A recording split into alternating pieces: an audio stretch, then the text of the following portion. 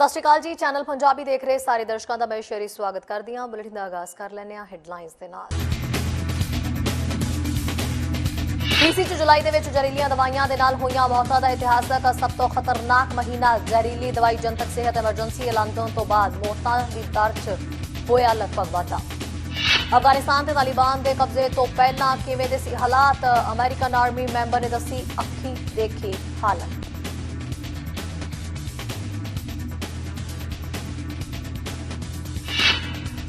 ਰੂੜੀਗਾਨਾ grocery chain ਦੇ ਵੱਲੋਂ BC children hospital foundation ਦੇ ਲਈ ਕੀਤਾ ਗਿਆ ਚੈੱਕ। ਪੇਟ ਡਾਇਬਟੀਜ਼ ਬੱਚਿਆਂ ਦੀ ਮਦਦ ਲਈ ਦਿੱਤੀ ਗਈ ਡੋਨੇਸ਼ਨ।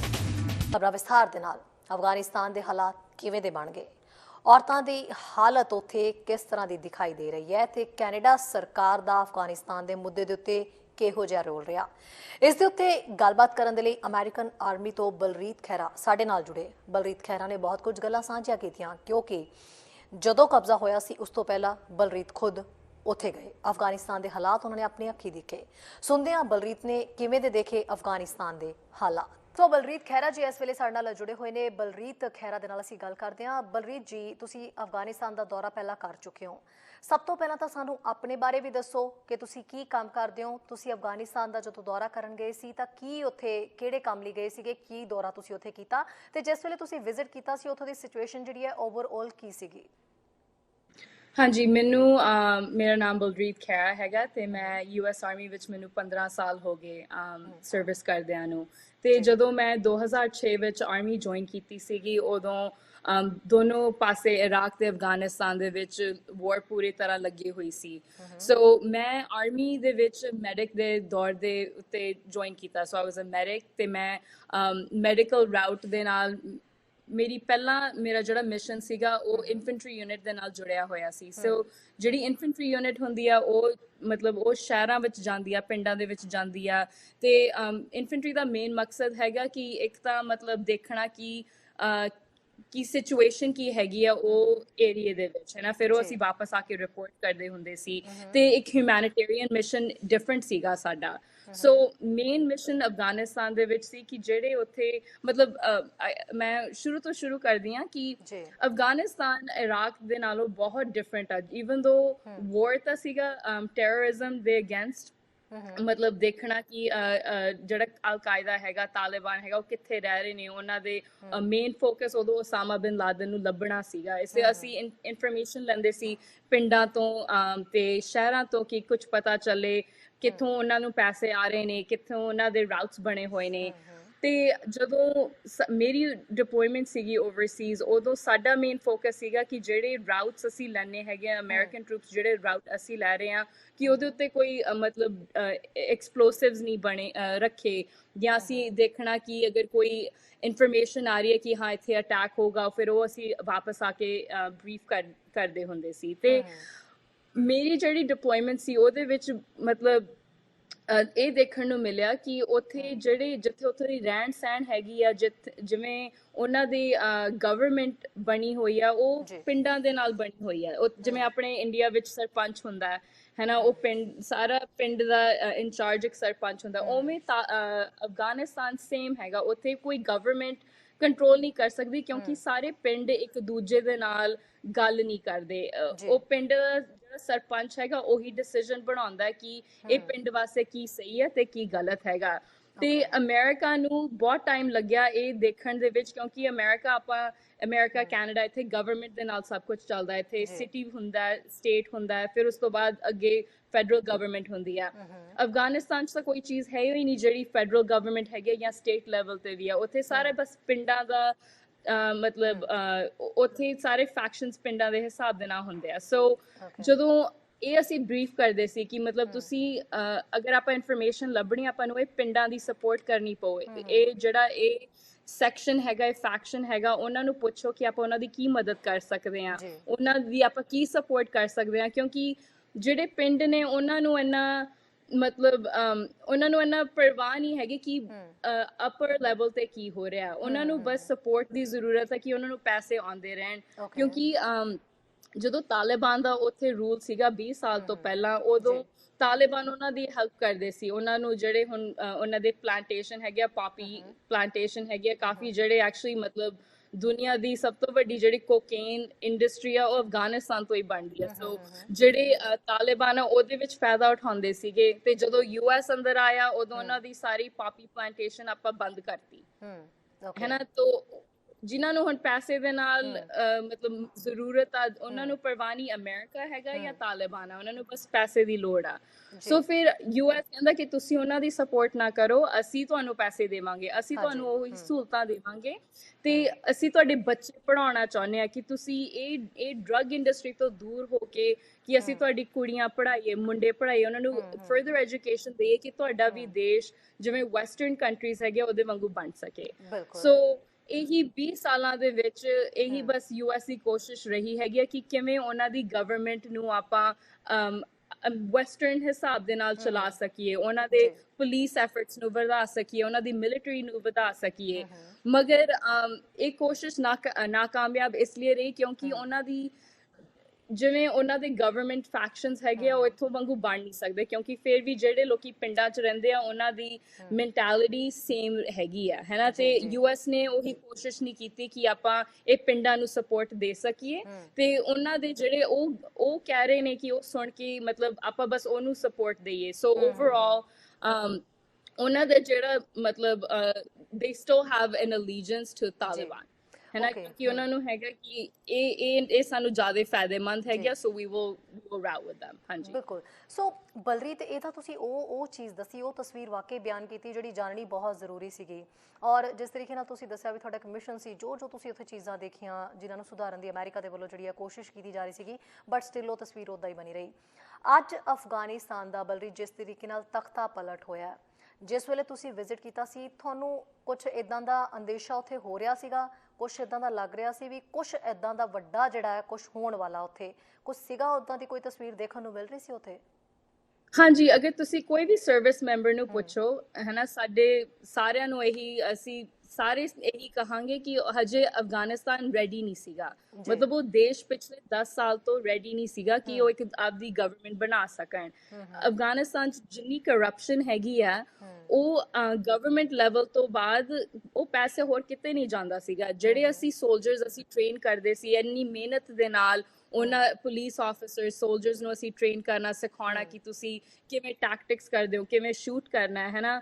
ਮਗਰ ਉਹਨਾਂ ਨੂੰ at the end of the day ਅਗਰ ਤੁਹਾਨੂੰ ਪੈਸੇ ਨਹੀਂ ਮਿਲਦੇ ਤਾਂ ਤੁਸੀਂ ਕਿੰਨੀ ਸਪੋਰਟ ਕਰੋਗੇ? ਤੇ ਮਤਲਬ ਐਂਡ ਤੱਕ ਕਿ ਉਹ ਜਿਹੜੇ ਸੋਲਜਰ ਸੀਗੇ ਉਹਨਾਂ ਨੂੰ ਪੈਸੇ ਨਹੀਂ ਮਿਲਦੇ ਸੀ, ਉਹ ਟ੍ਰੇਨਿੰਗ ਕਰਦੇ ਸੀ, ਸਰਵਿਸ ਕਰਦੇ ਸੀ, ਮਗਰ ਉਹਨਾਂ ਨੂੰ ਤਨਖਾਹ ਨਹੀਂ ਮਿਲਦੀ ਸੀ ਕਿਉਂਕਿ ਗਵਰਨਮੈਂਟ ਲੈਵਲ ਤੋਂ ਥੱਲੇ ਇੰਨੀ ਕਰਪਸ਼ਨ ਸੀ ਕਿ ਉਹਨਾਂ ਨੂੰ ਪੈਸੇ ਮਤਲਬ ਮਹੀਨੇ ਦੀ ਤਨਖਾਹ ਨਹੀਂ ਮਿਲਦੀ ਸੀ। ਸੋ ਸਾਨੂੰ ਪਤਾ ਸੀਗਾ ਕਿ ਅਗਰ ਇਹ ਹੋਊਗਾ, ਅਗਰ ਮਤਲਬ ਯੂਐਸ ਨੇ ਜਦੋਂ ਅਫਗਾਨਿਸਤਾਨ ਨੂੰ ਇਹ ਕੰਟਰੋਲ ਦੇਣਾ ਕਿ ਜਿਹੜੀ ਉਹਨਾਂ ਦੀ ਸਪੋਰਟ ਸਟਰਕਚਰ ਹੈਗਾ ਉੱਥੇ ਇਟ ਵੋਂਟ ਬੀ ਦੇਅਰ, ਕਿਉਂਕਿ ਜਿਨ੍ਹਾਂ ਨੂੰ ਸਪੋਰਟ ਦੇਣੀ ਚਾਹੀਦੀ ਆ ਉਹਨਾਂ ਨੂੰ ਫਿਰ ਵੀ ਮਤਲਬ ਤਨਖਾਹ ਜ਼ਰੂਰੀ ਹੈ ਕਿ ਉਹ ਆਪਦੇ ਫੈਮਿਲੀ ਫੀਡ ਕਰ ਸਕਣ, ਉਹ ਘਰੇ ਖਾਣਾ ਲਿਆ ਸਕਣ। ਸੋ ਜਿਹੜੀ ਮੇਨਲੀ ਯੂਐਸ ਨੂੰ ਪਤਾ ਸੀਗਾ ਕਿ ਉੱਥੇ ਇੰਨੀ ਕਰਪਸ਼ਨ ਹੈਗੀ ਆ, ਮਗਰ ਉਹ ਕੁਝ ਕਰ ਨਹੀਂ ਸਕੇ ਉਹਦੇ ਪਿੱਛੇ। ਉਹਨਾਂ ਨੂੰ ਯੂਐਸ ਨੂੰ ਇਹ ਨਹੀਂ ਦੇਖਣਾ ਆਇਆ ਕਿ ਅਸੀਂ ਕਿਵੇਂ ਕਰਪਸ਼ਨ ਨੂੰ ਮਿਟਾਈਏ ਜਾਂ ਜਿਹੜੇ ਸੋਲਜਰਸ ਹੈਗੇ ਉਹਨਾਂ ਨੂੰ ਡਾਇਰੈਕਟਲੀ ਅਸੀਂ ਤਨਖਾਹ ਦੇ ਸਕੀਏ ਕਿ ਉਹਨਾਂ ਦਾ ਉਹ ਇਨਫਰਾਸਟ੍ਰਕਚਰ ਬਣਿਆ ਰਹੇ। ਜੀ ਬਿਲਕੁਲ। ਸੋ ਬਲਰੀਤ, ਅੱਜ ਜੋ ਹਾਲਾਤ ਹੁਣ ਬਣ ਚੁੱਕੇ ਨੇ ਅਫਗਾਨਿਸਤਾਨ ਦੇ, ਕਾਬੁਲ ਦੇ, ਜਿਸ ਤਰੀਕੇ ਨਾਲ ਅਸੀਂ ਦੇਖ ਰਹੇ ਹਾਂ ਬਹੁਤ ਸਾਰੇ ਕੈਨੇਡੀਅਨਸ ਉੱਥੇ ਫਸੇ ਹੋਏ ਨੇ, ਆਈ ਐਮ ਸ਼ੋਰ ਦੈਟ ਕਿ ਬਹੁਤ ਸਾਰੇ ਅਮਰੀਕਨਸ ਵੀ ਇੱਦਾਂ ਦੇ ਲੋਕ ਹੋਣਗੇ ਜਿਹੜੇ ਇੰਤਜ਼ਾਰ ਕਰ ਰਹੇ ਹੋਣਗੇ ਵੀ ਸਾਡੇ ਜਿਹੜੇ ਆਪਣੇ ਰਿਸ਼ਤੇਦਾਰ ਨੇ ਉਹ ਐਟਲੀਸਟ ਸੇਫ ਉੱਥੋਂ ਨਿਕਲ ਸਕਣ। ਤੁਸੀਂ ਤਾਂ ਖੁਦ ਇੱਕ ਆਰਮੀ ਦਾ ਹਿੱਸਾ ਹੈਗੇ ਹੋ ਬਲਰੀਤ, ਤੁਹਾਨੂੰ ਕੀ ਲੱਗਦਾ ਹੈ ਤੁਸੀਂ ਅਮਰੀਕਾ ਤੇ ਕੈਨੇਡਾ ਦੇ ਰੋਲ ਨੂੰ ਜਿਹੜਾ ਹੈ ਕਿਸ ਤਰ੍ਹਾਂ ਦੇਖਦੇ ਹੋ? ਕਿਵੇਂ ਤੁਹਾਨੂੰ ਲੱਗ ਰਿਹਾ ਹੈ ਕਿ ਕੈਨੇਡਾ ਸਰਕਾਰ ਤੇ ਅਮਰੀਕਨ ਸਰਕਾਰ ਜਿਹੜੀ ਹੈ ਉਹ ਆਪਣਾ ਰੋਲ ਬਿਲਕੁਲ ਸਹੀ ਨਿਭਾ ਰਹੀ ਹੈ? ਹਾਂਜੀ, ਕਿਉਂਕਿ ਹੁਣ ਉੱਥੇ ਲੱਖਾਂ ਲੋਕ ਨੇ ਜਿਹੜੇ ਨਿਕਲਣ ਦੀ ਕੋਸ਼ਿਸ਼ ਕਰ ਰਹੇ ਨੇ ਤੇ ਉੱਥੇ ਸਿਰਫ ਇੱਕ ਹੀ ਰਨਵੇ ਹੈਗਾ। ਆਈ ਥਿੰਕ ਜਿਹੜੇ ਮਤਲਬ ਆਪਣੇ ਸਾਰਿਆਂ ਦੀ ਕੋਸ਼ਿਸ਼ ਹੈਗੀ ਹੈ ਕਿ ਆਪਾਂ ਆਪਣੇ ਸਾਰੇ ਭਾਈਚਾਰੇ ਨੂੰ ਬਾਹਰ ਨਿਕਾਲ ਸਕੀਏ, ਮਗਰ ਲੌਜਿਸਟਿਕਲੀ 2 ਹਫ਼ਤਿਆਂ ਦੇ ਵਿੱਚ ਇਹ ਕਰਨਾ ਬਹੁਤ ਹੀ ਮੁਸ਼ਕਿਲ ਹੈਗਾ ਅਗਰ ਤੁਸੀਂ ਉੱਥੋਂ ਦੀ ਮਤਲਬ ਏਰੀਆ ਨਹੀਂ ਸਮਝ ਸਕਦੇ। ਹੁਣ ਆਪਾਂ 에ਅਰਪੋਰਟ ਦੇ ਵਿੱਚ ਜਾਂਦੇ ਹਾਂ, ਆਪਣੇ ਕੈਨੇਡਾ, ਅਮਰੀਕਾ, ਹਰ ਇੱਕ 에ਅਰਪੋਰਟ ਦੇ ਵਿੱਚ ਕਮ ਸੇ ਕਮ 3 ਰਨਵੇ ਹੁੰਦੇ ਨੇ ਜਿੱਥੇ ਪਲੇਨ ਲੈਂਡ ਕਰ ਸਕੇ, ਇੱਕ ਰਨਵੇ ਤੋਂ ਪਲੇਨ ਨਿਕਲ ਸਕੇ, ਤੇ ਫਿਰ ਬਾਕੀ ਰਨਵੇ ਜਿੱਥੇ ਹੋਰ 에ਅਰਪਲੇਨ ਆ ਤੇ ਜਾ ਸਕਣ, ਹੈ ਨਾ। ਸੋ ਹੁਣ ਅਫਗਾਨਿਸਤਾਨ ਦੇ ਵਿੱਚ ਲਿਮਿਟੇਸ਼ਨ ਹੈਗੀ ਹੈ ਕਿ ਕੱਲੇ ਉਹ 에ਅਰਪੋਰਟ ਦੇ ਵਿੱਚ ਕੱਲਾ ਇੱਕ ਹੀ ਰਨਵੇ ਹੈਗਾ। ਇਹਦਾ ਇਹ ਮਤਲਬ ਹੈ ਕਿ ਇੱਕ ਰਨਵੇ ਤੋਂ ਪਲੇਨ ਨੇ ਆਉਣਾ ਤੇ ਉਹੀ ਰਨਵੇ ਤੋਂ ਪਲੇਨ ਨੇ ਨਿਕਲਣਾ ਹੈ। ਦੂਜੀ ਗੱਲ ਇਹ ਹੈਗੀ ਹੈ ਕਿ ਉੱਥੇ ਜੈਟ ਬ੍ਰਿਜ ਜਿਹੜਾ ਮਤਲਬ ਆਪਾਂ ਬ੍ਰਿਜ ਦੇ ਰਾਹੀਂ ਪਲੇਨ ਦੇ ਅੰਦਰ ਬਹਿਨੇ ਆ ਉਹ ਯੂਜ਼ ਨਹੀਂ ਕਰ ਸਕਦੇ ਕਿਉਂਕਿ ਆਪਾਂ ਮਤਲਬ ਅੰਦਰਲਾ 에ਅਰਪੋਰਟ ਨਹੀਂ ਯੂਜ਼ ਕਰ ਰਹੇ, ਸਿਰਫ ਆਪਾਂ ਬਾਹਰਲੀ ਜਗ੍ਹਾ ਯੂਜ਼ ਕਰ ਰਹੇ ਆ। ਤੇ ਤੀਜੀ ਇਹ ਗੱਲ ਹੈਗੀ ਹੈ ਕਿ ਉੱਥੇ ਫਿਊਲ ਦੀ ਕਮੀ ਆ। ਉੱਥੇ ਕੁਝ ਵੀ ਜਿਹੜਾ ਅੰਦਰ ਆ ਰਿਹਾ ਉਹ ਪਲੇਨ ਦੇ ਰਾਹੀਂ ਹੀ ਅੰਦਰ ਆ ਰਿਹਾ ਹੈ। ਹੁਣ ਉੱਥੇ ਮਤਲਬ ਜਿਹੜੇ ਪਲੇਨ ਨੇ ਬਾਹਰ ਵੀ ਨਿਕਲਣਾ ਉਹਨੂੰ ਫਿਊਲ ਦੀ ਲੋੜ ਹੈਗੀ ਆ। ਇਸ ਲਈ ਅਮਰੀਕਾ ਮਤਲਬ ਪਲੇਨ ਤੇ ਪਲੇਨ ਲੈ ਕੇ ਆ ਰਿਹਾ ਕਿ ਫਿਊਲ ਜਿਹੜੇ ਹੁਣ ਪਲੇਨ ਉੱਥੇ ਫਸੇ ਨੇ ਉਹਨਾਂ ਨੂੰ ਬਾਹਰ ਕੱਢ ਸਕੀਏ। ਇਹ ਲੌਜਿਸਟਿਕਲ ਜਿਹੜੇ ਚੈਲੰਜਸ ਹੈਗੇ ਨੇ ਇਹਦੇ ਨਾਲ ਹੀ ਕੰਮ ਆਪਣਾ ਬਹੁਤ ਸਲੋ ਹੋ ਰਿਹਾ। ਹੁਣ ਆਪਣਾ ਕੈਨੇਡਾ ਅਮਰੀਕਾ ਬਾਕੀ ਹਰ ਇੱਕ ਦੇਸ਼ ਦੀ ਬਹੁਤ ਹੀ ਜ਼ਿਆਦਾ ਮਤਲਬ ਪ੍ਰੈਸ਼ਰ ਹੈਗਾ, ਬਹੁਤ ਹੀ ਜ਼ਿਆਦਾ ਕੋਸ਼ਿਸ਼ ਆ ਕਿ ਆਪਾਂ ਜਿੰਨੇ ਵੀ ਲੋਕੀ ਆਪਾਂ ਕੱਢਣਾ ਚਾਹੁੰਦੇ ਆ ਉਹ ਕੱਢ ਸਕੀਏ, ਮਗਰ ਅਲਟੀਮੇਟਲੀ ਉੱਥੇ ਇੱਕ ਹੀ ਰਨਵੇ ਹੈਗਾ। So there is only so much that the government can do because ਉੱਥੇ ਲੌਜਿਸਟਿਕਲੀ ਇੰਪੋਸੀਬਲ ਹੈ ਕਿ ਤੁਸੀਂ ਮਤਲਬ ਫਲਾਈਟ ਤੇ ਫਲਾਈਟ ਨਿਕਾਲ ਸਕੀਏ। ਜਿਹੜੇ ਮਤਲਬ ਹੁਣ ਆਪਾਂ ਘਰੇ ਬਹਿ ਕੇ ਸੋਚਦੇ ਹਾਂ ਕਿ ਐਡਾ ਵੱਡਾ 에ਅਰਪੋਰਟ ਹੈਗਾ, ਕਿਉਂ ਨਹੀਂ ਇੰਨੇ ਫਲਾਈਟ ਜਾਂਦੀ ਹੈ, ਕੱਲੀ ਇੱਕ ਫਲਾਈਟ ਕਿਉਂ ਜਾ ਰਹੀ ਹੈ। ਐਂਡ ਦੈਟਸ ਅ ਲਿਮਿਟੇਸ਼ਨ ਕਿ ਉੱਥੇ ਇੱਕ ਹੀ ਰਨਵੇ ਆ ਤੇ ਉਹਦੇ ਨਾਲ ਮਤਲਬ ਸਾਰਾ ਪ੍ਰੋਸੈਸ ਬਹੁਤ ਸਲੋ ਹੋ ਰਿਹਾ। ਜੀ ਬਿਲਕੁਲ। ਬਲਰੀਤ, ਮੈਂ ਆਖਿਰ ਦੇ ਵਿੱਚ ਇੱਕ ਅਹਿਮ ਸਵਾਲ ਕਰਨਾ ਚਾਹਾਂਗੀ ਤੁਹਾਨੂੰ। ਬੀਇੰਗ ਅ ਫੀਮੇਲ, ਤੁਸੀਂ ਜਦੋਂ ਉੱਥੇ ਵੀ ਵਿਜ਼ਿਟ ਕੀਤਾ, ਓਵਰਆਲ ਇੱਕ ਆਰਮੀ ਦਾ ਹਿੱਸਾ ਹੋਣ ਦੇ ਨਾਤੇ ਤੁਹਾਨੂੰ ਉੱਥੇ ਦੀ ਸਾਰੀ ਸਿਚੁਏਸ਼ਨ ਜਿਹੜੀ ਹੈ ਉਹ ਪਤਾ ਹੈ। ਔਰਤਾਂ ਦੀ ਹਾਲਤ ਉੱਥੇ ਕਿਵੇਂ ਦੀ ਹੈ ਔਰ ਸਪੈਸ਼ਲੀ ਜਦੋਂ ਹੁਣ ਅਫਗਾਨਿਸਤਾਨ ਦੀ ਤਸਵੀਰ ਬਦਲ ਚੁੱਕੀ ਹੈ, ਤਖਤਾ ਪਲਟ ਉੱਥੋਂ ਦਾ ਹੋ ਚੁੱਕਾ ਹੈ, ਤੇ ਕੀ ਹੁਣ ਔਰਤਾਂ ਦੀ ਜਿਹੜੀ ਕੰਡੀਸ਼ਨ ਹੈ ਉਹ ਪਹਿਲਾਂ ਨਾਲੋਂ ਵੀ ਮਾੜੀ ਹੋ ਸਕਦੀ ਹੈ ਜਾਂ ਫਿਰ ਇੱਦਾਂ ਦਾ ਕੁਝ ਨਹੀਂ ਹੈ, ਸਿਰਫ ਚਿੰਤਾ ਵੈਸੇ ਹੀ ਲੱਗ ਰਹੀ ਹੈ? ਅਦਰਵਾਈਜ਼ ਸੇਮ ਕੁਝ ਜਿਵੇਂ ਉਹਨਾਂ ਨੇ ਕਿਹਾ ਔਰਤਾਂ ਨੂੰ ਅਸੀਂ ਪੂਰੇ ਹੱਕ ਦੇਵਾਂਗੇ, ਸਾਰੀਆਂ ਜਿਹੜੀਆਂ ਉਹਨਾਂ ਨੂੰ ਹਕੂਕ ਜਿਹੜੇ ਉਹਨਾਂ ਦੇ ਮਿਲਣਗੇ, ਸਾਰਾ ਕੁਝ ਇੱਦਾਂ ਹੀ ਰਹੇਗਾ, ਤੁਹਾਨੂੰ ਕੀ ਲੱਗਦਾ ਹੈ? ਨਹੀਂ, ਇਹ ਡੈਫੀਨੇਟਲੀ ਆਈ ਥਿੰਕ ਇਹ ਵਾਰ ਦੇ ਵਿੱਚ ਅਗਰ ਇੱਕ ਗਰੁੱਪ ਨੇ ਸਭ ਤੋਂ ਜ਼ਿਆਦਾ ਮਤਲਬ ਇੰਪੈਕਟ ਹੋਗਾ ਉਹ ਹੋਣਗੀਆਂ ਔਰਤਾਂ, ਕਿਉਂਕਿ 20 ਸਾਲਾਂ ਦੇ ਵਿੱਚ ਜਿਹੜੇ 20 ਸਾਲ ਦੇ ਵਿੱਚ US ਬਾਕੀ ਕੈਨੇਡਾ ਬਾਕੀ ਦੇਸ਼ ਉੱਥੇ ਰਹੇ ਆ, ਆਪਾਂ ਉਹ ਗਵਰਨਮੈਂਟ ਨੂੰ ਚੇਂਜ ਕਰਨ ਦੀ ਕੋਸ਼ਿਸ਼ ਕੀਤੀ ਆ। ਉਹ 20 ਸਾਲਾਂ ਦੇ ਵਿੱਚ ਜਿਹੜੀ ਕੁੜੀਆਂ ਕਦੇ ਨਹੀਂ ਪੜ੍ਹ ਸਕਦੀਆਂ ਸੀਗੀਆਂ ਉਹਨਾਂ ਨੂੰ ਆਪਾਂ ਸਕੂਲ ਦਿੱਤਾ, ਆਪਾਂ ਉਹਨਾਂ ਦੇ ਵਾਸਤੇ ਸਕੂਲ ਖੋਲੇ, ਉਹਨਾਂ ਨੂੰ ਐਜੂਕੇਸ਼ਨ ਦਿੱਤੀ। ਜਿੱਥੋਂ ਤੱਕ 20 ਸਾਲਾਂ ਵਿੱਚ ਕੋਈ ਬੱਚਾ ਹੁਣ ਤੱਕ ਯੂਨੀਵਰਸਿਟੀ ਗ੍ਰੈਜੂਏਟ ਹੋ ਗਿਆ ਹੈ ਨਾ, ਜਿਹੜੀ ਔਰਤਾਂ ਨੇ ਉਹ ਹਾਈ ਮੁਕਾਮ ਤੇ ਪਹੁੰਚ ਚੱਲੀਆਂ ਸੀਗੀਆਂ। ਤੇ ਹੁਣ ਤਾਲਿਬਾਨ ਨੇ ਕਿਹਾ ਕਿ ਮਤਲਬ ਉਹਨਾਂ ਨੇ ਕਿਹਾ ਜਿਹੜੇ ਔਰਤਾਂ ਪੜ੍ਹਨਗੀਆਂ ਵੀ ਆ ਕੁੜੀਆਂ, ਉਹਨਾਂ ਨੂੰ ਪੜ੍ਹਨ ਨੂੰ ਮਿਲੂਗਾ, ਉਹ ਵੀ ਸਿਰਫ ਕੱਲਾ ਇਸਲਾਮ ਦੀ ਪੜ੍ਹਾਈ ਹੋਗੀ ਉਹਨਾਂ ਦੀ, ਹੈ ਨਾ। ਸੋ the situation there, I think if it's worse, ਮਤਲਬ ਸਭ ਤੋਂ ਬੁਰਾ ਔਰਤਾਂ ਵਾਸਤੇ ਆ। So if there's anyone ਜਿਨ੍ਹਾਂ ਨੂੰ ਆਪਾਂ ਕੱਢਣ ਦੀ ਕੋਸ਼ਿਸ਼ ਕਰ ਸਕਦੇ ਹਾਂ, ਮੈਂ ਤਾਂ ਕਹਿੰਦੀ ਆਪਾਂ ਸਾਰੀ ਔਰਤਾਂ ਨੂੰ ਕੱਢੀਏ ਤੇ ਜਿਹੜੇ ਬੰਦੇ ਹੈਗੇ ਉਹਨਾਂ ਨੂੰ they can support themselves, but it's really bad, and ਅਸੀਂ ਹੁਣ ਕੋਸ਼ਿਸ਼ ਹੈਗੀ ਕਿ ਆਪਾਂ ਆਪਣੀ ਗਵਰਨਮੈਂਟ ਨੂੰ ਕਹੀਏ ਕਿ ਉਹ ਤਾਲਿਬਾਨ ਉਹਨਾਂ ਨੂੰ ਉਹੀ ਮਤਲਬ ਪੜ੍ਹਾਈ ਦੇਵੇ। we have to put that emphasis on our government to support the women. ਹਾਂਜੀ ਬਿਲਕੁਲ। ਬਲਰੀਤ ਖਹਿਰਾ ਜੀ, ਥੈਂਕ ਯੂ ਸੋ ਮਚ। ਇਹ ਓਵਰਆਲ ਜਿਹੜੀ ਤਸਵੀਰ ਹੈ ਉਹ ਜਿਹੜੀ ਤੁਸੀਂ ਆਪਣੀ ਅੱਖਾਂ ਦੇ ਨਾਲ ਦੇਖੀ ਹੈ ਉਹ ਬਿਆਨ ਕਰਨ ਦੇ ਲਈ thank you so much. Thank you so much. Thank you for having me. ਅੱਗੇ ਦੱਸਦੇ ਕਿ ਬ੍ਰਿਟਿਸ਼ ਕੋਲੰਬੀਆ ਦੇ ਗਵਰਨਰ ਦੇ ਵੱਲੋਂ ਜੁਲਾਈ ਦੇ ਮਹੀਨੇ ਦੇ ਲਈ ਜਾਰੀ ਕੀਤੀ ਗਈ ਰਿਪੋਰਟ ਦੇ ਮੁਤਾਬਕ ਸੂਬੇ ਦੇ ਇਤਿਹਾਸ ਦੇ ਵਿੱਚ ਅਜਿਹਾ ਦੂਜੀ ਵਾਰ ਹੋਇਆ ਹੈ ਕਿ ਇੱਕ ਹੀ ਮਹੀਨੇ ਦੇ ਵਿੱਚ ਓਵਰਡੋਜ਼ ਕਾਰਨ ਹੋਈਆਂ ਮੌਤਾਂ ਦੀ ਇੰਨੀ ਵੱਡੀ ਗਿਣਤੀ ਜਿਹੜੀ ਹੈ ਉਹ ਰਿਕਾਰਡ ਕੀਤੀ ਹੋਵੇ। ਦੇਖਦੇ ਹਾਂ ਸਾਡੇ ਸੀਨੀਅਰ ਪੱਤਰਕਾਰ ਜਸਕਰਨ ਸਹੋਤਾ ਦੀ ਇਸ ਦੇ ਉੱਤੇ ਗੱਲ ਅੱਜ ਦੀ।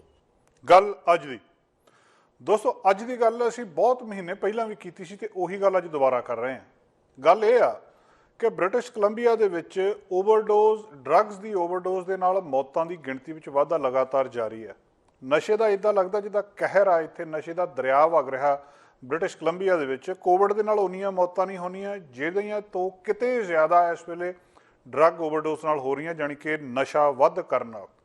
ਨਸ਼ਾ ਉਹਨਾਂ ਹੀ ਕਰਦੇ ਆ ਲੋਕ, ਨਸ਼ਾ ਜਿਹੜਾ ਪਿੱਛੋਂ ਵਿਕ ਰਿਹਾ ਉਹਦੇ ਵਿੱਚ ਕੈਮੀਕਲ ਫੈਂਟਾਨਿਲ ਖਾਸ ਕਰਕੇ ਕਿੰਨਾ ਵੱਧ ਪਾ ਦਿੱਤਾ ਜਾਂਦਾ, ਉਹਦੀ ਡਿਗਰੀ ਨਹੀਂ ਪਤਾ ਲੱਗਦੀ, ਉਹਦਾ ਹਿਸਾਬ ਨਹੀਂ ਪਤਾ ਲੱਗਦਾ। ਸਟਰੀਟ ਦੇ ਉੱਤੇ ਜਿਹੜੀ ਡਰੱਗ ਵਿਕ ਰਹੀ ਆ ਲੈ ਲੈਂਦੇ ਆ, ਮਾਰੇ ਜਾਂਦੇ ਆ। ਕੋਵਿਡ ਨਾਲ ਹੁਣ ਤੱਕ 1942 ਮੌਤਾਂ ਹੋਈਆਂ, ਕਰੋਨਾ ਨਾਲ 2019 ਦਾ ਇਹ ਸ਼ੁਰੂ ਹੋਇਆ ਆ, ਹੁਣ 2021 ਆ ਗਿਆ। ਪਰ ਜਿਹੜੀ ਇਹ ਡਰੱਗ ਓਵਰਡੋਜ਼ ਆ ਇਹਦਾ ਅੰਕੜਾ ਹਰ ਵਾਰੀ ਟੱਪੀ ਜਾਂਦਾ ਤੇ ਪੁਰਾਣੇ ਰਿਕਾਰਡ ਸਾਰੇ ਦੇ ਸਾਰੇ ਟੁੱਟੀ ਜਾਂਦੇ ਆ। ਲਗਭਗ ਰੋਜ਼ 5 ਬੰਦੇ ਬ੍ਰਿਟਿਸ਼ ਕੋਲੰਬੀਆ ਦੇ ਵਿੱਚ ਇਹਦੇ ਨਾਲ ਮਰ ਰਹੇ ਆ। 5 ਤੋਂ 6 ਬੰਦੇ ਇੱਕ ਦਿਨ ਦੇ ਵਿੱਚ ਡੇਲੀ ਪਿਛਲੇ 17-18 ਮਹੀਨਿਆਂ ਤੋਂ ਲਗਾਤਾਰ ਡਰੱਗ ਓਵਰਡੋਜ਼ ਦੇ ਨਾਲ ਮਰ ਰਹੇ ਆ। 2020 ਦੇ ਵਿੱਚ ਪਹਿਲੇ 7 ਮਹੀਨਿਆਂ ਦੇ ਵਿੱਚ 1716 ਲੋਕਾਂ ਦੀ ਮੌਤ ਹੋਈ ਆ। ਸਿਰਫ ਆ ਪਿਛਲੇ 7 ਮਹੀਨਿਆਂ ਦੇ ਵਿੱਚ 1942 ਦੀ ਕੋਵਿਡ ਨਾਲ ਹੁਣ ਤੱਕ ਮੌਤ ਹੋਈ ਆ ਤੇ 1716 ਦੀ ਆ ਪਹਿਲੇ 7 ਮਹੀਨਿਆਂ ਦੇ ਵਿੱਚ ਹੀ ਮੌਤ ਹੋ ਚੁੱਕੀ ਆ। 74% ਇਨਕਰੀਜ਼ ਦੱਸਿਆ ਜਾ ਰਿਹਾ 2020 ਦੇ ਵਿੱਚ 2019 ਨਾਲੋਂ। ਉਸ ਵੇਲੇ 984 ਲੋਕਾਂ ਦੀ ਮੌਤ ਹੋਈ ਸੀ। ਇਹ ਅੰਕੜਾ ਲਗਾਤਾਰ ਵੱਧ ਰਿਹਾ।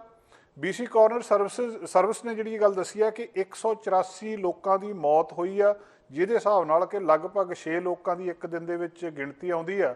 184 ਸਾਡੀ ਕਮਿਊਨਿਟੀ ਦੇ ਮੈਂਬਰ ਜੁਲਾਈ ਦੇ ਵਿੱਚ, ਸਾਡੀ ਕਮਿਊਨਿਟੀ ਬ੍ਰਿਟਿਸ਼ ਕੋਲੰਬੀਆ ਦੇ ਵਿੱਚ ਟੋਟਲ ਲੋਕ 184 ਜੁਲਾਈ ਮਹੀਨੇ ਦੇ ਵਿੱਚ ਡਰੱਗ ਓਵਰਡੋਜ਼ ਨਾਲ ਮਾਰੇ ਜਾ ਚੁੱਕੇ ਆ। ਔਰ ਆਉਣ ਵਾਲਾ ਸਮਾਂ ਇਹਦੇ ਤੋਂ ਵੀ ਭਿਆਨਕ ਦੱਸਿਆ ਜਾ ਰਿਹਾ। ਜਦੋਂ ਸਮਾਜ ਵਿਗਿਆਨੀ ਜਦੋਂ ਪਿੱਛੇ ਨੂੰ ਦੇਖਦੇ ਆ, ਪਿੱਛੇ ਨਜ਼ਰ ਮਾਰ ਕੇ ਕਿ ਕਿਹੜੇ ਵੇਲੇ ਤੋਂ ਸ਼ੁਰੂ ਹੋ ਕੇ ਕਿੰਨੀਆਂ ਮੌਤਾਂ ਹੋ ਰਹੀਆਂ, ਤੇ ਉਹਦੇ ਹਿਸਾਬ ਨਾਲ ਪ੍ਰੋਜੈਕਸ਼ਨ ਕਰਦੇ ਤਾਂ ਪ੍ਰੋਜੈਕਸ਼ਨ ਬਹੁਤ ਖਤਰਨਾਕ ਆ। ਜੇ ਕੋਈ ਬਚ ਸਕਦਾ ਬਚ ਜਾਓ, ਜੇ ਕੋਈ ਆਪਣੇ ਨਿਆਣਿਆਂ ਨੂੰ ਇਸ ਕੰਮ ਤੋਂ ਬਚਾ ਸਕਦਾ ਬਚਾ ਲਓ। ਹਾਲਾਤ ਬਹੁਤ ਮਾੜੇ ਨੇ। ਇਹਦਾ ਅੰਦਾਜ਼ਾ ਇੱਥੋਂ ਲਾ ਲਓ ਕਿ ਜਿਹੜੀ ਹੈਲਥ ਐਮਰਜੈਂਸੀ ਆ 2016 ਤੋਂ ਬ੍ਰਿਟਿਸ਼ ਕੋਲੰਬੀਆ ਦੇ ਵਿੱਚ ਡਰੱਗ ਓਵਰਡੋਜ਼ ਨੂੰ ਲੈ ਕੇ ਲੱਗੀ ਹੈ। ਕੋਵਿਡ ਤੋਂ ਬਚਾਅ ਕੀਤਾ ਜਾ ਸਕਦਾ, ਸੋਸ਼ਲ ਡਿਸਟੈਂਸ ਰੱਖ ਸਕਦੇ ਆ, ਤੁਸੀਂ ਮਾਸਕ ਪਾ ਸਕਦੇ ਹੋ, ਪਰ ਇਸ ਬਿਮਾਰੀ ਤੋਂ, ਡਰੱਗ ਦੀ ਬਿਮਾਰੀ ਤੋਂ ਬਚਾਅ ਦਾ ਤਰੀਕਾ ਕੋਈ ਨਹੀਂ। ਸਰਕਾਰ ਯਤਨ ਕਰ ਰਹੀ ਹੈ। ਕਦੇ ਤਾਂ ਉਹ ਕਹਿੰਦੀ ਹੈ ਕਿ ਸੇਫ ਜਿਹੜੀਆਂ ਸਾਈਟਸ ਨੇ ਉਹ ਹੋਰ ਬਣਾ ਲਓ ਜਿੱਥੇ ਬਹਿ ਕੇ ਆਪ ਨਸ਼ਾ ਦੇ ਦਿਆ ਕਰੀਏ, ਜਾਂ ਉਹ ਨਸ਼ਾ ਲਿਆ ਕੇ ਆਪ ਲਾ ਲਿਆ ਕਰਨ, ਜਾਂ ਕਿਸੇ ਨਾ ਕਿਸੇ ਤਰੀਕੇ ਤਰ੍ਹਾਂ ਇਹਨੂੰ ਡੀਕ੍ਰਿਮੀਨਲਾਈਜ਼ ਕਰ ਦਈਏ ਕਿ ਇਹਨੂੰ ਲੀਗਲ ਕਰ ਦਿਓ ਵੀ ਜਿਹੜਾ ਬੰਦਾ ਕਿਤੇ ਮਰਜ਼ੀ ਲੈ ਲਵੇ। ਵੱਡਾ ਮਸਲਾ ਇਹ ਆ ਕਿ ਡਰੱਗ ਦੇ ਵਿੱਚ ਮਿਲਾਵਟ ਆ ਰਹੀ ਹੈ। ਡਰੱਗ ਦੇ ਵਿੱਚ ਮਿਲਾਵਟ ਇੱਕ ਵੱਡਾ ਕਾਰਨ ਬਣ ਰਹੀ ਹੈ ਕਿ ਜਿਹੜਾ ਵਿਅਕਤੀ ਨਸ਼ਾ ਕਰ ਰਿਹਾ ਉਹਨੂੰ ਪਤਾ ਨਹੀਂ ਲੱਗਦਾ ਮੈਂ ਕਿੰਨਾ ਨਸ਼ਾ ਲੈਣਾ ਹੈ।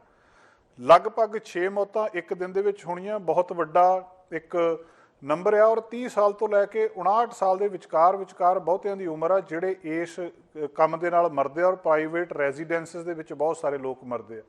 ਜਿਹੜਾ ਬ੍ਰਿਟਿਸ਼ ਕੋਲੰਬੀਆ ਨੇ ਹੋਰ ਰਿਕਾਰਡ ਤੋੜ ਦਿੱਤੇ ਆ। ਲਗਾਤਾਰ ਪਿਛਲਾ ਰਿਕਾਰਡ ਜਿਹੜਾ ਸੀ ਉਹ ਵੀ ਟੁੱਟ ਰਿਹਾ ਆ।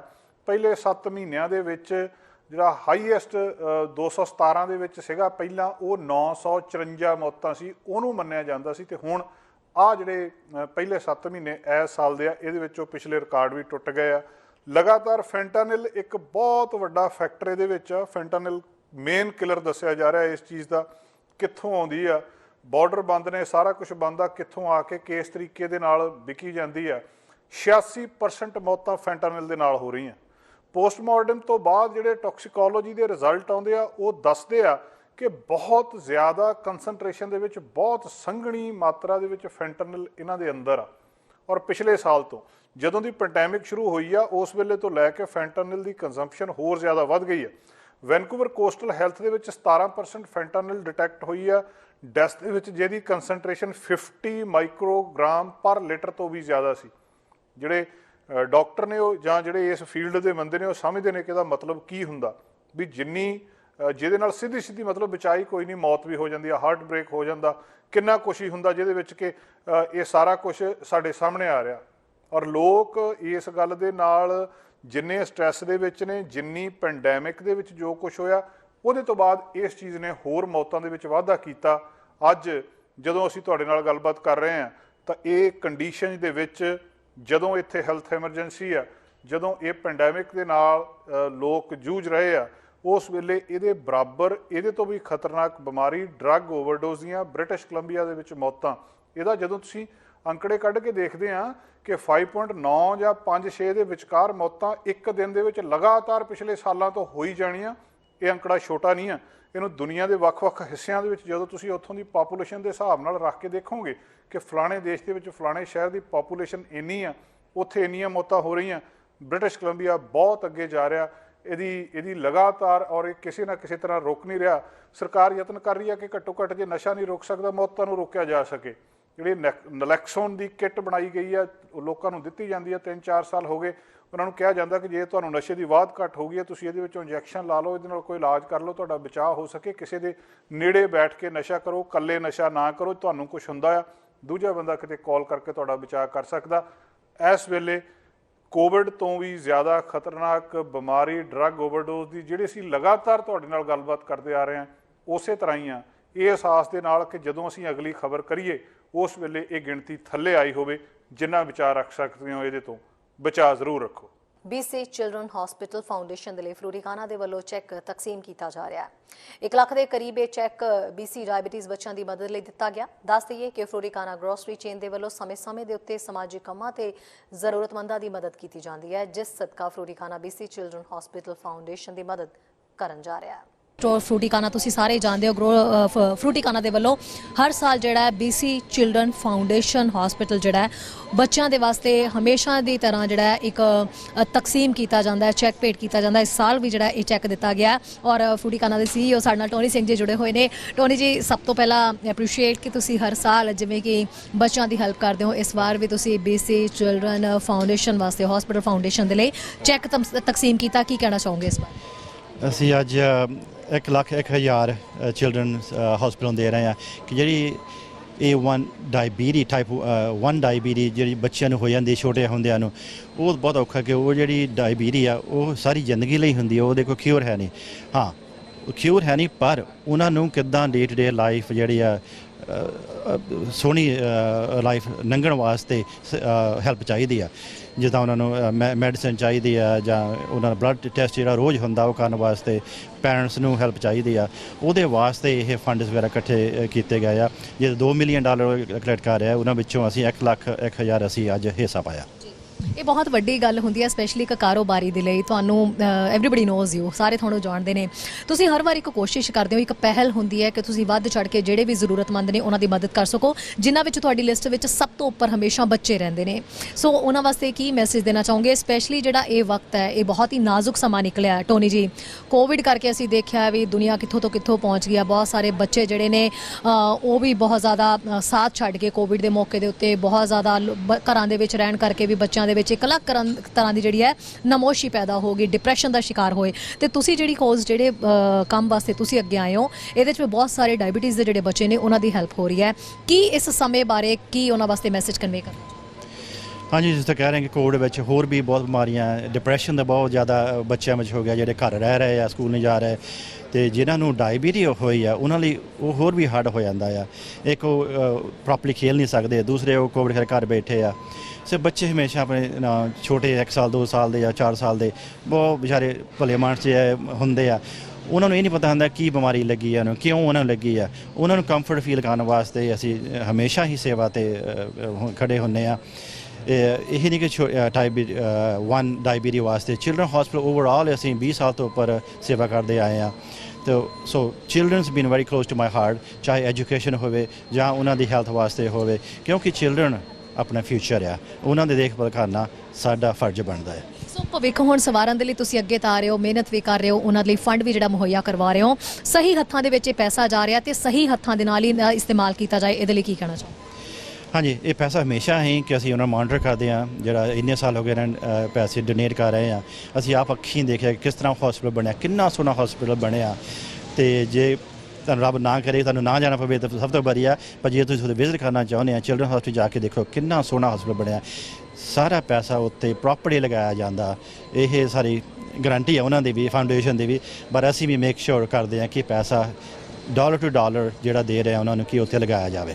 ਟੋਨੀ ਜੀ, ਕਮਿਊਨਿਟੀ ਲਈ ਕੋਈ ਮੈਸੇਜ ਕਨਵੇ ਕਰਨਾ ਚਾਹੋਗੇ ਤਾਂ ਕਿ ਉਹ ਵੀ ਅੱਗੇ ਆਉਣ ਔਰ ਇਸ ਤਰੀਕੇ ਨਾਲ ਹੈਲਪ ਕਰਨ? ਹਾਂਜੀ, ਕਮਿਊਨਿਟੀ ਨੂੰ ਇਹ ਕਹਿਣਾ ਕਿ ਜਿੰਨਾ ਤੁਹਾਡੇ ਕੋਲ ਸਰਦਾ, ਇਹ ਨਹੀਂ ਕਿ ਤੁਸੀਂ ਲੱਖ ਦੇਣਾ, ਤੁਸੀਂ 1000 ਦੇਣਾ। ਜੇ ਤੁਹਾਡੇ ਕੋਲ $10 ਦੇ ਸਕਦੇ ਆ, $1 ਵੀ ਦੇ ਸਕਦੇ ਆ, ਉਹ ਵੀ ਕਮਿਊਨਿਟੀ ਲਈ ਹਸਪੀਟਲ ਲਈ ਬਹੁਤ ਹੁੰਦਾ। ਜਿਸ ਤਰ੍ਹਾਂ ਕਹਿੰਦੇ ਆ drop at a time makes the ocean. So ਇੱਕ ਬੂੰਦ ਵੀ ਪਾਣੀ ਦੀ ਉਹ ਤੁਹਾਨੂੰ ਸਮੁੰਦਰ ਬਣਾਉਂਦੀ ਆ। ਇਸ ਤਰ੍ਹਾਂ ਹਿੱਸਾ ਜ਼ਰੂਰ ਪਾਓ। ਦੀਵਾਲੀ ਆ ਰਹੀ ਆ, ਸਾਰੀ ਖੁਸ਼ੀਆਂ ਨਾਲ ਤੁਸੀਂ ਕਿੰਨੀ ਮਠਿਆਈ ਖਾਓਗੇ, ਪਟਾਕੇ ਵਜਾਓਗੇ, ਉਸ ਵਿੱਚੋਂ ਥੋੜ੍ਹਾ ਬੜਾ ਦਾਨ, ਚਾਹੇ ਚਿਲਡਰਨਸ ਹਸਪੀਟਲ ਹੋਵੇ ਚਾਹੇ ਹੋਰ ਕਿਤੇ, ਜ਼ਰੂਰ ਦਾਨ ਕਰੋ। Tony is an amazing leader. He's an amazing community leader, ambassador, and philanthropist. He's been a long-time supporter of BC Children's Hospital. I remember his children being young when he first made his donation over 30 years ago through a World of Smiles telethon. And ultimately, he is just someone who is very humble. He's got an amazing background, and to know that he's built his business and his philosophies and his values go back to giving back to the community and making sure that the community is being helped. And we are forever grateful for that partnership. And when we go to him with ideas, he is always coming back with opportunities and wanting to help. And so I love his quote where he says, "Children are our future." And so the investment in the future is taking care of kids today. And that's truly what he believes in. And we are so happy to be part of that. ਅੱਗੇ ਦੇਖਦੇ ਹਾਂ ਸਾਡੇ senior ਪੱਤਰਕਾਰ ਕੁਲਮੀਤ ਸਿੰਘ ਸੰਘਾ ਦੀ Edmonton ਤੋਂ ਖਾਸ update. Channel Punjabi ਵੇਖ ਰਹੇ ਸਮੂਹ ਦਰਸ਼ਕਾਂ ਨੂੰ ਕੁਲਮੀਤ ਸਿੰਘ ਵੱਲੋਂ ਨਿੱਘੀ ਜੀ ਆਇਆਂ। ਵਾਹਿਗੁਰੂ ਜੀ ਕਾ ਖਾਲਸਾ, ਵਾਹਿਗੁਰੂ ਜੀ ਕੀ ਫਤਿਹ। ਐਡਮਿੰਟਨ ਸ਼ਹਿਰ ਤੋਂ ਦੋ ਖਬਰਾਂ ਲੈ ਕੇ ਤੁਹਾਡੇ ਲਈ ਹਾਜ਼ਰ ਹਾਂ ਜੀ।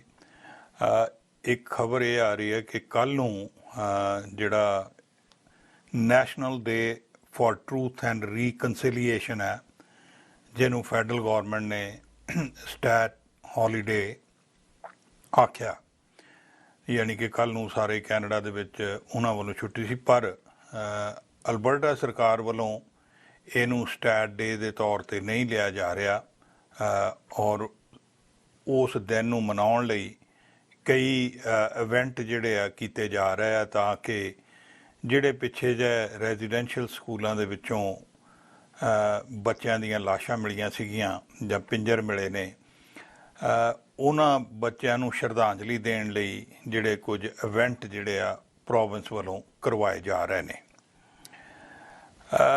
ਦਰਅਸਲ ਮਨਾਉਣਾ ਤਾਂ ਉਹ ਦਿਨ ਚਾਹੀਦਾ ਸੀਗਾ ਜਿੱਥੇ ਬਾਕੀ ਦੇਸ਼ ਦੇ ਵਿੱਚ ਮਨਾਇਆ ਜਾਣਾ, ਪਰ ਅਲਬਰਟਾ ਸਰਕਾਰ ਨੇ ਉਹਨੂੰ ਵੱਖਰੀ ਤਰ੍ਹਾਂ ਮਨਾਉਣ ਦੀ ਗੱਲ ਕੀਤੀ ਹੈ, ਜਦੋਂ ਕਿ ਬਹੁਤ ਸਾਰੀਆਂ ਹੋਰ ਮਿਊਨਿਸਪੈਲਿਟੀਜ਼ ਨੇ, ਜਿਵੇਂ ਸੇਂਟ ਅਲਬਰਟ ਹੈ ਔਰ ਇਸੇ ਤਰ੍ਹਾਂ ਹੀ ਪਾਰਕਲੈਂਡ ਕਾਊਂਟੀ ਹੈ, ਸ਼ੇਰਵੁੱਡ ਪਾਰਕ ਹੈ, ਉੱਧਰ ਉਹਨਾਂ ਨੇ ਸਾਰਿਆਂ ਨੇ ਹੀ ਕੱਲ੍ਹ ਨੂੰ ਇਹ ਦਿਨ ਜਿਹੜਾ ਜੀ ਸਟੈਟ ਹੌਲੀਡੇ ਦੇ ਤੌਰ 'ਤੇ ਰੱਖਿਆ ਔਰ ਬਹੁਤ ਸਾਰੇ ਇਵੈਂਟ ਜਿਹੜੇ ਆ ਉਹਨਾਂ ਵੱਲੋਂ ਔਰਗੇਨਾਈਜ਼ ਕੀਤੇ ਜਾ ਰਹੇ ਨੇ, ਜਿਹਦੇ ਰਾਹੀਂ ਉਹ ਬੱਚਿਆਂ ਨੂੰ ਸ਼ਰਧਾਂਜਲੀ ਦੇ ਰਹੇ ਨੇ।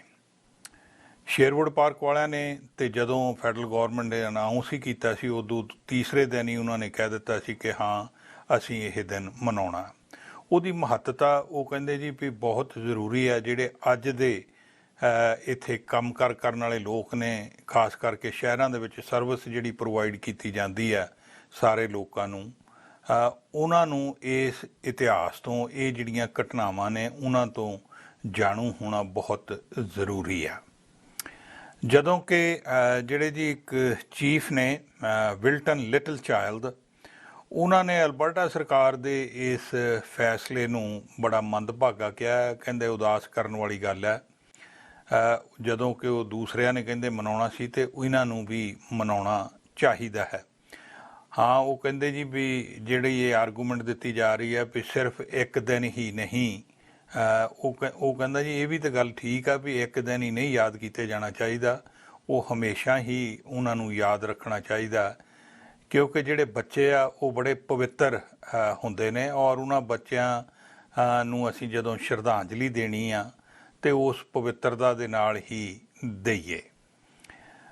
ਸੋ ਇਹ ਉਸ ਪੱਖ ਤੋਂ ਖਬਰ ਹੈ ਜੀ। ਵੱਖਰੇ ਵੱਖਰੇ ਥਾਵਾਂ ਦੇ ਉੱਤੇ ਵੱਖਰੀਆਂ ਜਿਹੜੀਆਂ ਮਿਊਨਿਸਪੈਲਿਟੀਜ਼ ਆ ਉਹਨਾਂ ਵੱਲੋਂ ਇਹ ਦਿਨ ਮਨਾਇਆ ਜਾ ਰਿਹਾ। ਇਸੇ ਤਰ੍ਹਾਂ ਹੀ ਸਿਟੀ ਆਫ ਐਡਮਿੰਟਨ ਨੇ ਵੀ ਕੱਲ੍ਹ ਨੂੰ ਮੇਅਰ ਡੌਨ ਆਈਵਸਨ ਹੋਰਾਂ ਨੇ ਇਹ ਜਿਹੜਾ ਦਿਨ ਆ ਇਹਨੂੰ ਪ੍ਰੋਕਲੇਮ ਕਰਨਾ ਹੈ ਸਿਟੀ ਦੇ ਵਿੱਚੋਂ, ਔਰ ਨਾਲ ਦੀ ਨਾਲ ਜਿਹੜਾ ਹਾਈ ਲੈਵਲ ਬ੍ਰਿਜ ਆ ਉਹਦੀਆਂ ਜਿਹੜੀਆਂ ਲਾਈਟਾਂ ਹੁੰਦੀਆਂ ਉਹ ਰਾਤ ਨੂੰ ਔਰੇਂਜ ਕਰ ਦੇਣੀਆਂ ਹੈਗੀਆਂ ਜੀ, ਸਿਗਨੀਫਾਈ ਕਰਨ ਲਈ ਇਸ ਪਰਟੀਕੂਲਰ ਦਿਨ ਨੂੰ। ਸੋ ਇਸ ਤਰ੍ਹਾਂ ਇਹ ਜਿਹੜਾ ਦਿਨ ਆ ਅਲਬਰਟਾ ਦੇ ਵਿੱਚ ਮਨਾਇਆ ਜਾ ਰਿਹਾ ਹੈ। ਔਰ ਦੂਸਰੀ ਖਬਰ ਇਹ ਹੈ ਕਿ ਤੁਹਾਨੂੰ ਯਾਦ ਹੋਣਾ ਪਿੱਛੇ ਜਿਹੇ ਕੁਝ ਸਕੂਲ ਸੀਗੇ ਜਿਹੜੇ ਜਿਨ੍ਹਾਂ ਦੇ ਨਾਂ ਉਸ ਬਿਸ਼ਪ ਦੇ ਨਾਂ 'ਤੇ ਰੱਖੇ ਹੋਏ ਸਨ, ਜਿਹਦਾ ਨਾਂ ਰੈਜ਼ੀਡੈਂਸ਼ੀਅਲ ਸਕੂਲਸ ਦੇ ਨਾਲ ਜੁੜਦਾ। ਕਿਹਾ ਜਾਂਦਾ ਹੈ ਕਿ ਉਹ ਆਰਕੀਟੈਕਟ ਸੀ।